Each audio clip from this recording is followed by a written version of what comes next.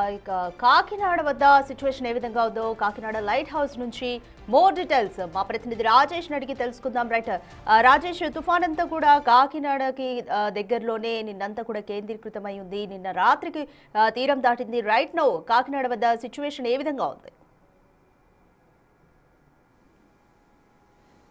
కాకినాడ వద్ద అయితే ప్రస్తుతం చాలా కూల్గానే ఉంది. నిన్న రాత్రి నుంచి వర్షం కురిసింది. ప్రస్తుతం కొంత మేఘావృతం అయినప్పటికీ వర్షం అయితే ఇప్పుడే కొంత మొదలవుతుంది. వాస్తవంగా కాకినాడకి హై అలర్ట్ ప్రకటించారు. నిన్న ఉదయం నుంచి కూడా కాకినాడ తీరంలోనే ఈ ప్రాంతంలోనే తీరం దాటబోతుందని మొదటి నుంచి చెబుతున్న నేపథ్యంలో ఈ కాకినాడ వాసులు కాకినాడ చుట్టుపక్కల ప్రాంత ప్రజలు వణికిపోయినటువంటి పరిస్థితి.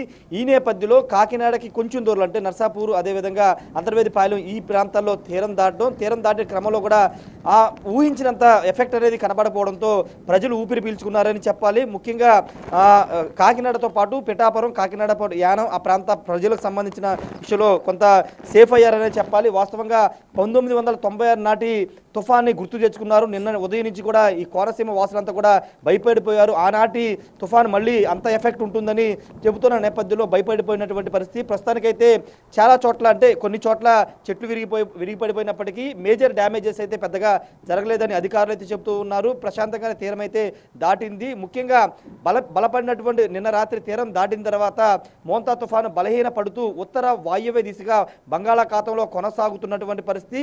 దీని ప్రభావంతో రాష్ట్ర వ్యాప్తంగా ఉన్నటువంటి దాదాపు 9 జిల్లాల్లో అతి నుండి భారీ వర్షాలు కురిసే అవకాశం కనబడుతుంది. మరో కొన్ని జిల్లాలకి వర్షాలు కూడా పడతాయని అధికారులు అయితే చెబుతున్నారు. కాకినాడ పరిసర ప్రాంతాలు ప్రస్తుతానికైతే మేఘాలు ఉన్నాయి, కానీ ఇంకా వర్షం అయితే చిరుజల్లు మాత్రమే పడుతూ ఉన్నాయి. ముఖ్యంగా కాకినాడని ముందు నుంచి కొంత రెడ్ జోన్గా ప్రకటించిన నేపథ్యంలో అధికారులు కూడా అలర్ట్ అయ్యారు. పూర్తి స్థాయిలో ఎక్కడికక్కడ సహాయక చర్యలు చేయడానికి, తీరం దాటిన తర్వాత జరిగే విధ్వంసానికి సహాయక చర్యలు చేయడానికి అందరూ కూడా సిద్ధమయ్యారు. ఈ నేపథ్యంలో అక్కడక్కడ చెట్లు విరిగిపడ్డాయి. వాటన్నిటి కూడా నిన్న రాత్రి నుంచి తొలగిస్తున్నటువంటి పరిస్థితి. మరోవైపు ముఖ్యమంత్రి చంద్రబాబుతో పాటు ప్రతి జిల్లా మంత్రి ఫీల్డ్లో నుండి ఎప్పటికప్పుడు పరిస్థితిని సమీక్షించడం, అధికారులని అలర్ట్ చేయడం ద్వారా పూర్తిగా మోంతా తుఫాను వాస్తవంగా భారీగా ఉంటుందనుకున్నారు.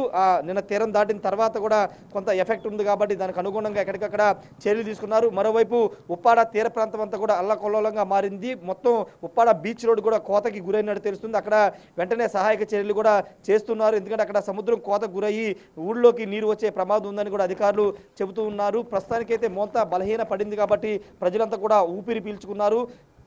చాలా బలమైన తుఫానుగా నిన్న ఉదయం నుంచి భావించినప్పటికీ అది తీరం దాటే క్రమంలో బలహీన పడింది.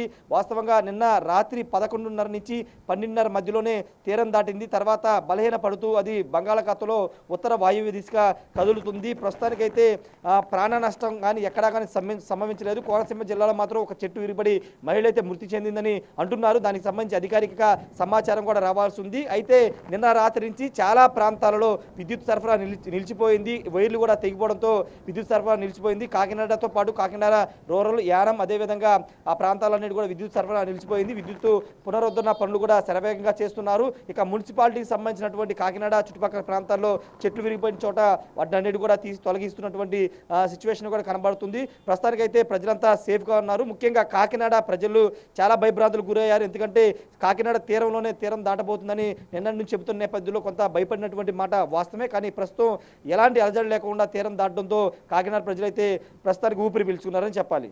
Right, thank you Rajesh.